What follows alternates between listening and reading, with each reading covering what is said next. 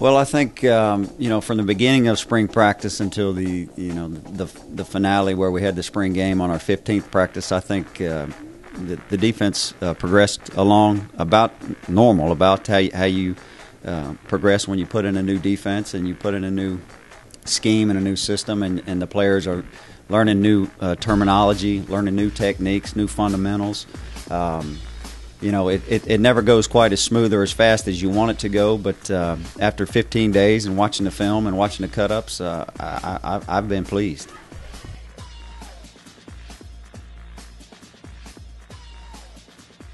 Good question.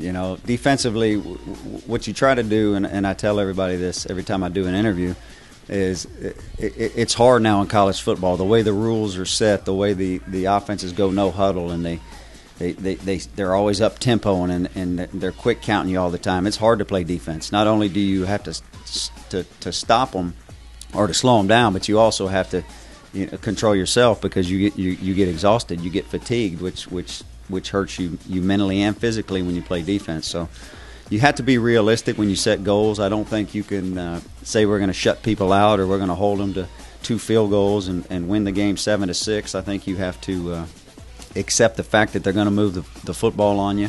You have to accept the fact that they're going to score some points. What you have to do is you have to minimize the points that they score. You have to make them kick some field goals.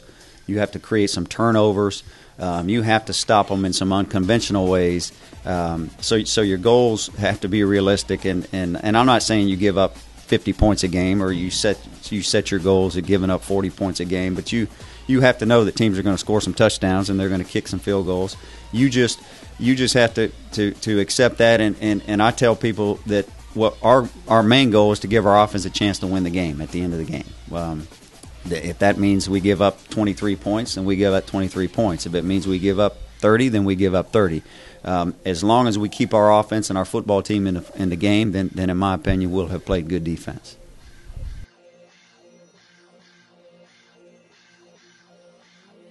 Funny thing is, no matter what level of coaching that you do, no matter where you are, you always talk about leadership, who your leaders are, how do you create leaders. They come in different forms and fashion. Obviously, Derek Matthews is a leader for us.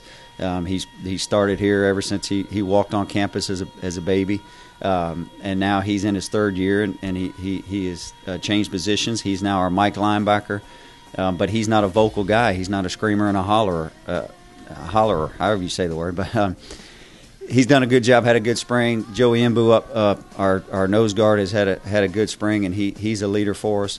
But you're always trying to develop more leaders, and hopefully those guys will continue to grow into their leadership roles.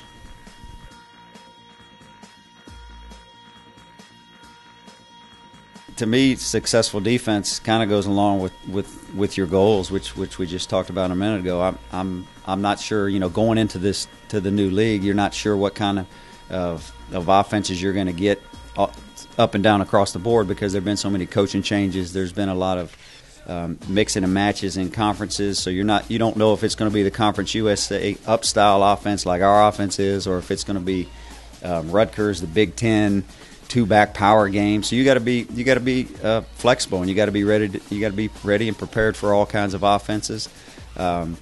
Again, I think to be a successful defense, you at the end of the day have to give your offense a chance to win the game. And I know that's a generic answer, but that's reality. And like I said before, if that means it's 17-16, that's fine. If that means it's 31-30, that's the way it is. But a successful defense is one that gives their offense a chance to win the game.